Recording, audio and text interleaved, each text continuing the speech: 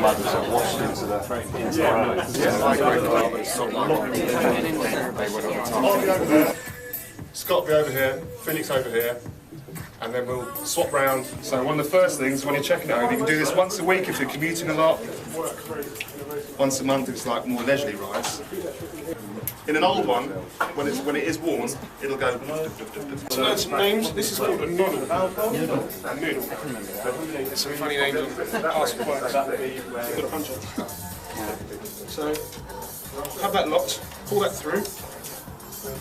Ritz on the road, just get attracted to it, live on there, work its way down into gears and down into the road. As you go round and it starts to open up more legs, so is it good if you get a friend to hold it in one place and you work towards their thumbs? Or Yeah, ideally. around that in the tube is part under it. Yeah. So if I was to pump It's been a great evening.